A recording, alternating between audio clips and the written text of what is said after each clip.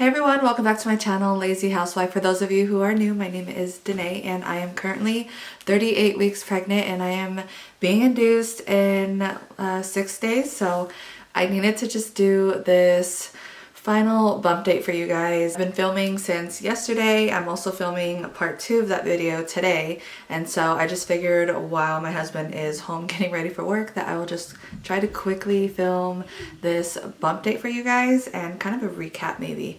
Not too sure. Okay, so let's start with the light stuff. Let's start with craving. So the first trimester I felt sick. I felt so sick. I like vomiting, just nausea, kind of like food aversion a little bit. I hardly wanted to eat. All I really wanted was watermelon and mangonadas and like fruit. I just craved that so much. I swear I probably lived off watermelon for a few days because that's all I wanted to eat. I didn't want to eat anything else. Second trimester, it was straight food aversion. I didn't want anything. I did start feeling like a lot better. I didn't have as much nausea or like the vomiting, and so that was sort of a relief. And then also too, during my first trimester I had like really bad like depression and like my anxiety was just going crazy. So I don't know what was going on with my body, but like everything around me was just fine. It was perfect. And so I don't know what was going on with like this pregnancy that just made things wild. So I was glad that was over with. Things started to calm down for me around my second trimester. Now to my third trimester, I got on a big like french fry and ketchup kick. I don't know, I'd probably say that that's my kick anyways when I'm not pregnant. But to be honest, the minute I hit my third trimester, that's really what I wanted. I just told my husband like pick me up. Like I just wanted french fries and ketchup, whether it was at home or anywhere else. And then going into my third trimester, that's when I found out that I had gestational diabetes. So it was around Thanksgiving time. Actually, literally it was right before Thanksgiving. I had to take my 1 hour. And at that point, I think it was like 28 weeks. I did it. And just a tip for you guys, if you guys ever have to take your 1 hour test, schedule that test right before your doctor's appointment with your OBG so that you guys can kind of kill two birds with one stone. So first, just take your glucose test. You guys drink the soda and then go to your appointment, let them know that you guys took the test, and they'll make sure you guys are out and you guys are back to draw your blood to see your results. So I found out my results like 2 days later. It said that I failed. I had to be under 140 and my numbers were like 158. So it was like, oh. But I kind of knew it because before I got pregnant, I was really sensitive to sugar. So I kind of had it on my mind that it was a big possibility. So after I found out I failed, they actually called me and they were like, okay, so you failed this, now you need to come back and you need to take the 3-hour test, the extensive test. And I've heard a lot of times when you fail your 1 hour, it could be for multiple reasons. It could be what you ate before, what you ate the night before, or just like a fluke. So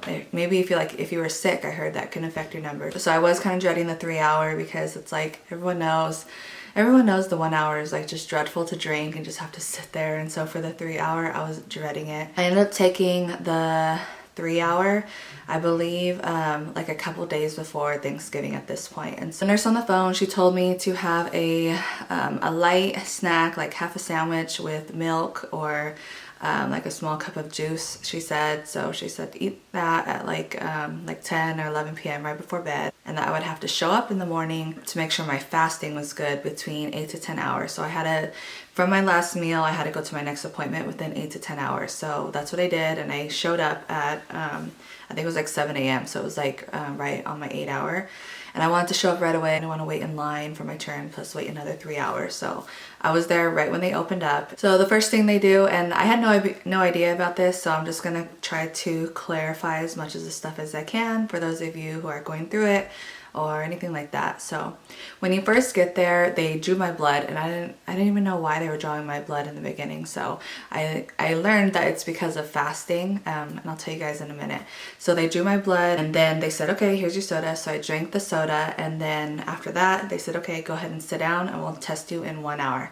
So I drank the soda, and then I went and sat down for an hour, and I came back and I tested. And during that time, to pass the time by, I saw another pregnant girl that was obviously doing the test, I assume. So I just started like chatting it up with her. After the 1 hour, I put a timer on my phone, and just whenever the timer went off, I just went back up to the desk and they tested me after the 1 hour, after the 2 hour, and after the 3 hour.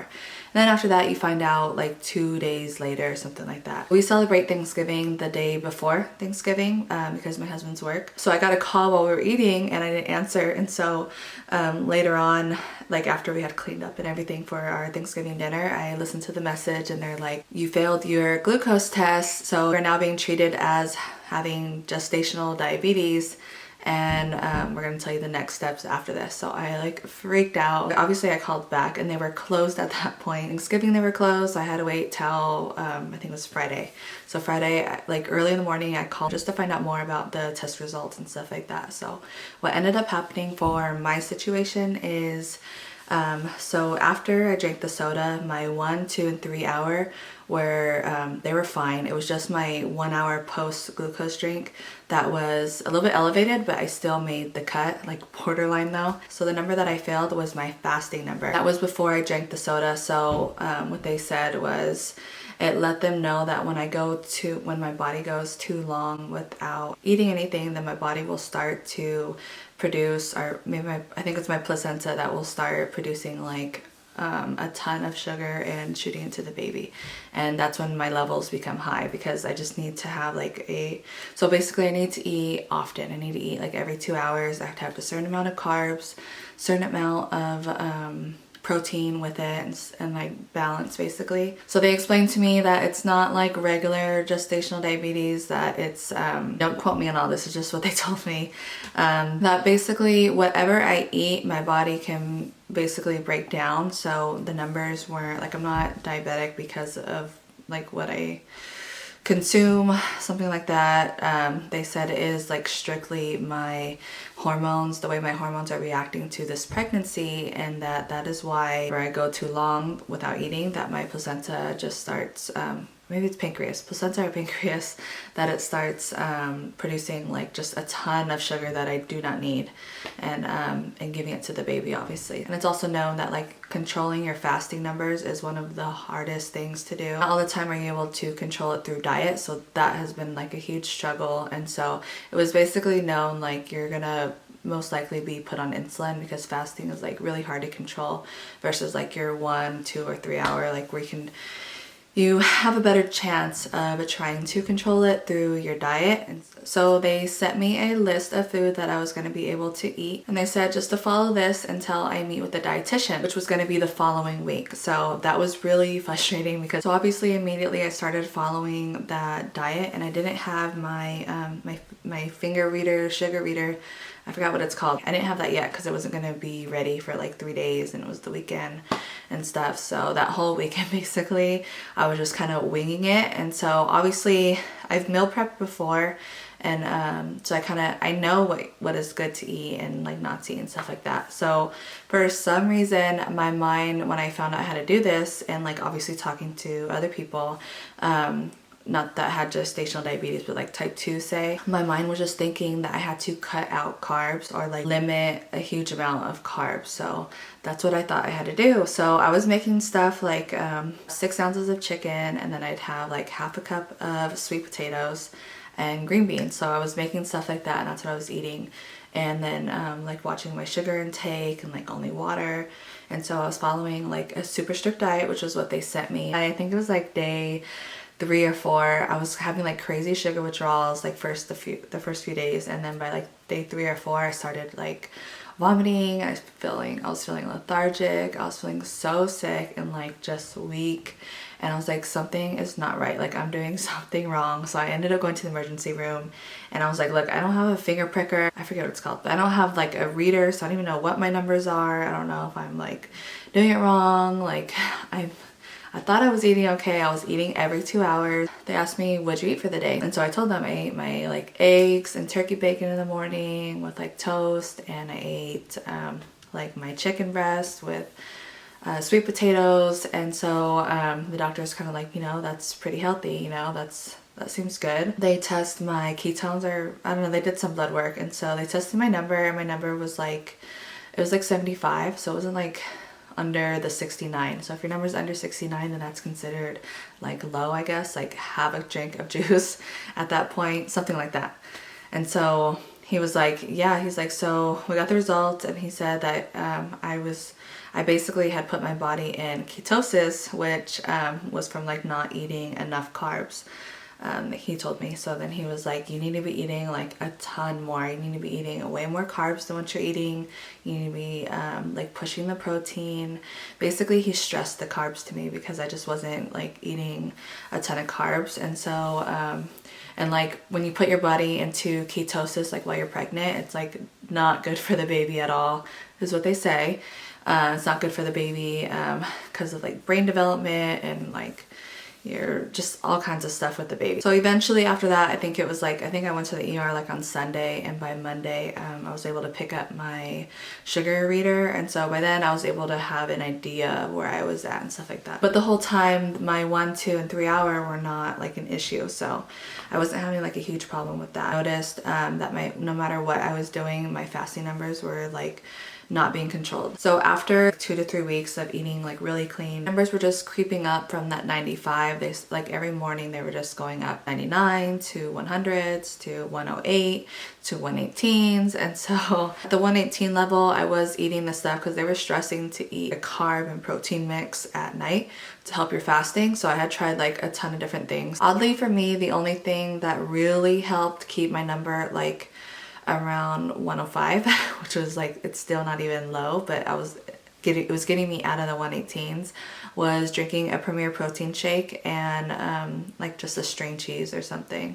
And then I found if I ever had like a piece of toast with like peanut butter that they recommended, my number would just be on the higher side. So I was like, it was just made sense to me that I wasn't supposed to be eating like a carb before bed or anything like that. So that was almost 2 months ago that it was Thanksgiving. So since then, I have been put on insulin. So I was put on insulin about a month ago. I think a month ago before Christmas. I started off with 10 units at night and 10 units in the morning. And so I was really surprised that I had to do the morning insulin because my breakfast, lunch, and dinner numbers, they were always like, they were fine. I never had a problem with them. The minute I started insulin, my lunch and dinner just were like out of control. And I was doing the same exact diet. So that to me was like, I don't think I need to take my morning insulin. Plus my fasting numbers were not even making a dent at all. So they ended up, within a week, they ended up moving me up from 10 units to 12 units to 14 units. So once I started taking the 14 units, I did have an episode of hypoglycemia. I had like a crazy, I don't know what it was, but I was standing up, I was getting the kids situated for bed, and I was standing up, I was trying to find a movie, and like I just got this crazy like chill that went up my spine, and like I just felt freezing, like it was like chills, and I felt so lightheaded. I felt like well, I like just like went on my knees and I had to like breathe because it was really scary. And so right away I went and tested my number, and it was like 112, like totally normal. That day I wasn't keeping up on eating every 2 hours. Like I knew immediately that was why I was feeling like that, because I just didn't eat enough throughout the day. So after that I never did that again. I called the vice nurse and stuff, and that was kind of frustrating because they had like no idea. They're like, why are you calling? Like your number was fine, you're okay. And but basically there's just different people that I have to talk to. I have to talk to my diabetic nurse. I talked to her about my numbers, but it was like 8 o'clock at night, so I couldn't call them. And so I called the vice nurse. They sent me to labor and delivery, and then they were like, why are you calling us? So I ended up telling this to my diabetic nurse, and she's like, that was not okay, because they specifically told me if I have chills or if I feel any of those symptoms to let them know right away. And so she like looked into the notes to find out who I talked to and stuff, because I guess they should have been more like proactive or something. So, but they were just looking at it like my number was fine, it wasn't low or anything. So they were like, well, nothing should be wrong with you. But literally my symptoms were like scary. Like I didn't even want to take my insulin at night or anything like that. And that was after I had eaten, had a snack and stuff, and I wasn't feeling good at all. So I started to see that my lunch and dinner were still out of control. Like they weren't even in range anymore. I think it was one morning that we had to run out to an appointment, and I I didn't take my morning insulin. And that whole day, my breakfast, lunch, and dinner were like perfect. And I was like, I knew it. I knew that my insulin was messing up my numbers. And so the next day I didn't take it again and my numbers were perfectly fine. And then, so then by the third day, I was like, okay, I need to stop. I need to go back on my insulin and take it again. Sure enough, when I went back on my morning insulin, my numbers started being like out of control again. So when I talked to the nurse the next day, she was like, you know, we do not recommend that. The doctor requested that you take it at night and at morning. So they basically told me, go back on your morning insulin. So I was like, okay, I'll go back on my morning insulin. Like, you guys are the doctors. So of course I went back on my morning insulin and my numbers were just out of control. They started going, like they used to be 115, and since insulin they started going to like 168. Like I was dealing with those kind of numbers and I was eating the exact same thing as I was before, and then I'd even like pull back and try to eat moderately, and it was just like they were still out of control. Because of the hypoglycemia, they put me back at 12 units instead of 14, so I started doing that. My fasting numbers started to go down, and I was in the 95, 91 range, so that was good. I was still supposed to be like basically 89 and below. And so, and I still haven't even seen that number yet. So my fasting number has just been so hard to control. It wasn't until this past week where I was like, okay, this is ridiculous. Like my numbers are all out of control. Next week I talked to a nurse and I asked again about getting off of my morning insulin. And so she was like, oh, why don't we just wait till next week and, you know, we'll mention to the doctor. It's like, because we cannot recommend that you get off your morning insulin. And so I was like, okay then. So after that appointment, and I don't recommend this at all, you guys. Doctors obviously know, they know best, but at the same time I just felt like, you know, I'm pregnant and my numbers are getting worse, and I just felt like I knew it was because of the insulin. So I don't recommend doing this, but I'm gonna be honest with you guys. I stopped taking my morning insulin 4 days and I recorded my numbers, and my breakfast, lunch, and dinner, they were like perfect. They were back into the 112. So I was going from like 165, 168 into 112. So that was like great. I was so happy about that. And my fasting numbers, they were still in the 95 range or so. So those that weren't like going any lower than the 91. So when I talked to the nurse the following week and I told her, I said, look, I stopped taking my morning insulin. This is what happened. And she's like, well, that is great. You know, since obviously it's working, go ahead and stop taking the morning insulin. And I was like, thank you. Obviously if my numbers get back like out of control, then of course I'll go back on the morning insulin. But I just really felt like the morning insulin was causing my lunch and dinner to be out of control. So obviously having gestational diabetes, I am considered high risk at this point, and I've been going to my NST scans.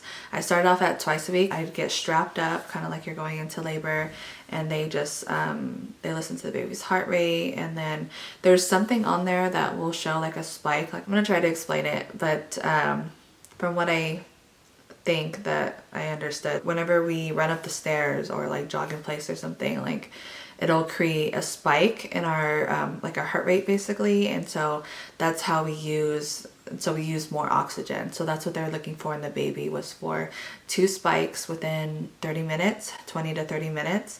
They want to see the baby spike. I'm really not too sure. I try asking, but you can tell they don't want to like scare you or anything like that. Every time that I was going in, we're like, it's supposed to be like in and out and within 30 minutes, and we were staying for like an hour and like some. So it was like, okay, what's wrong with the baby? What's wrong with the baby?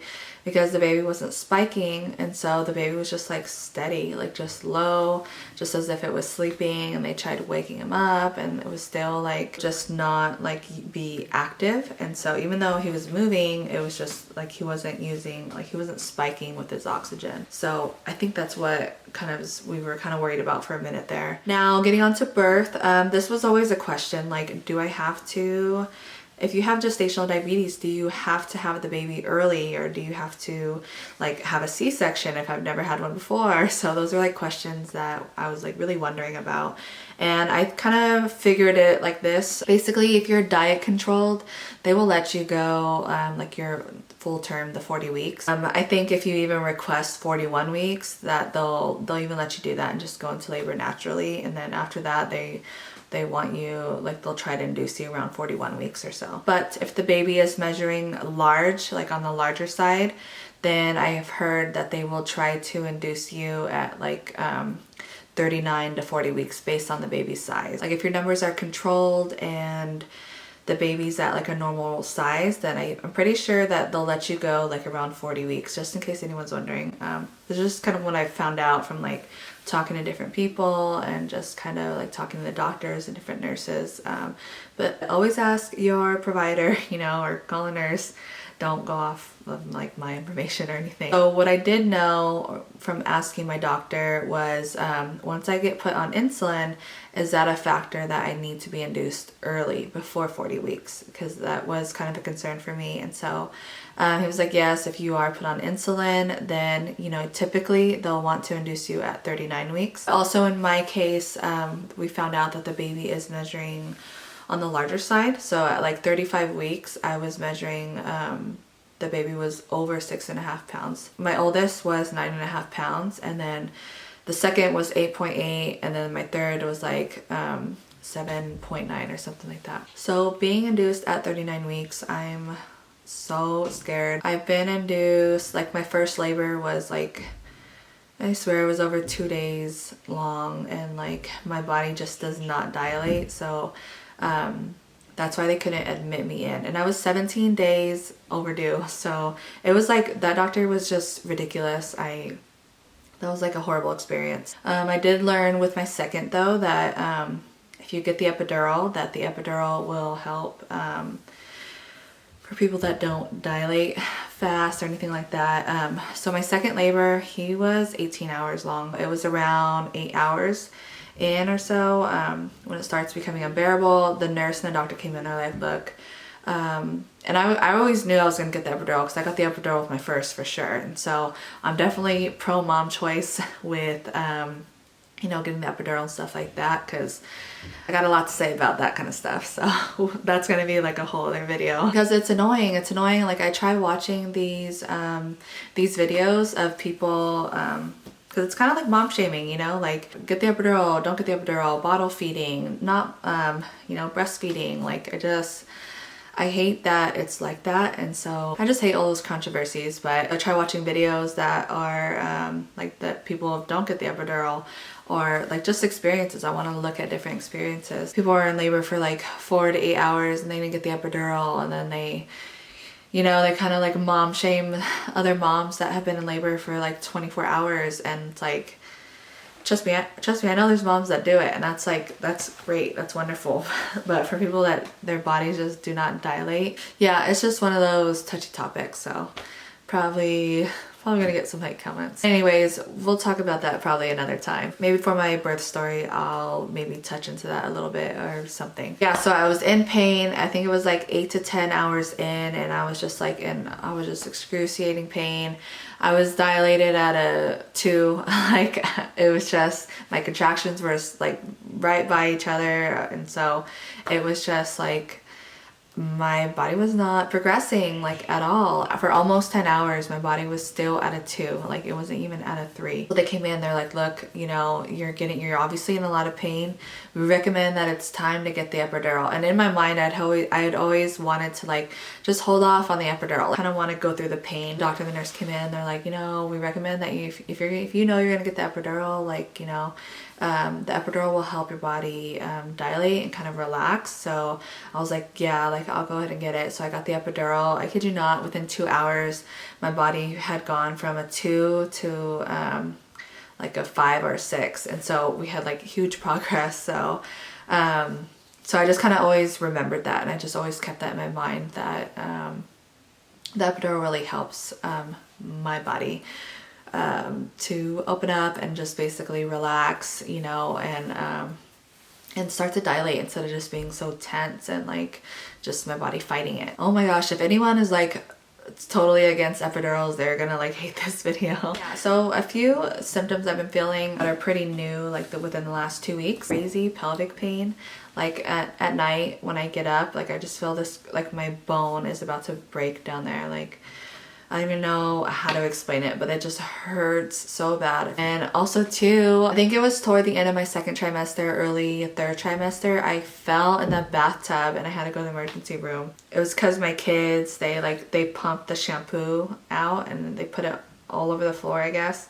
Because it's like white or clear, you can't even see it. So I stepped into the shower and I slipped and I went back and I hit my tailbone like right along, you know the tub, how like the tub goes like this. And so I hit my tailbone like right on that part where it sticks out, like in between the floor and the tub. And so, oh my gosh, that was like, I didn't hit my belly or anything like that. Obviously they got me checked out and everything and baby was fine. But I feel like because of me falling in the position that I did, like when I'm feeling it now. I don't know if it's even related to that, but I swear it is like literally my tailbone that hurts so bad, as well as my pelvic bone. And so like it just, it hurts so bad. So I'm just hoping like all this pain and like this kind of like the difference in this pregnancy, I'm just like crossing my fingers that maybe it'll make this labor go a little bit quicker, or maybe like I'll dilate a little bit faster or something. So I'm really curious how my 4th delivery will be, because I'm just hoping that it goes by quick. I'm not in there for like another 17 hours. My husband is walking out the door for work right now, so I have my little one in here with me, so I keep an eye on him while I finish this up. So yeah, I need to go ahead and wrap up this video, you guys, because I think it's been like a really long time. So I'm gonna try and cut this video so it's not too long for you guys. After this video, sometime today, I'm gonna finish up my last cleaning video before I give birth, and then I also need to film my what's in my hospital bag. So I don't know if I'm gonna get these up before I go into delivery, but I'm gonna try my best to at least get one video up. I'm going to vlog my entire experience while giving birth and being induced. Because of me having the gestational diabetes, what we could kind of count on is after the baby is born, we're gonna try and breastfeed him right away. And then what is a concern is his numbers can drop pretty significantly low whenever I deliver him, because he no longer has the placenta giving him all that sugar, and so his numbers will most likely drop really low. And so at that point it's kind of like he'll have to go into the NICU. I think it's maybe oxygen related. I'm really not sure. I can't like get a straight answer from the doctors. They always tell me, like, I asked them what are some concerns and they always just tell me a big baby, and I'm like, I've had a 9.5 pound baby without having gestational diabetes, so I need to really know. So I feel like after you give birth, like I'm just kind of holding my breath, like just to see, like, is baby okay? Is baby okay after, like, you know, after you deliver? And so I don't know if that's anyone else, but I feel like I do that. Like I'm always just like, I can't even get happy or excited because I'm just so like worried about like something like, is the baby gonna be okay? And so but I mean, that's from my like past traumas of like with my sister, because that's how my sister passed away.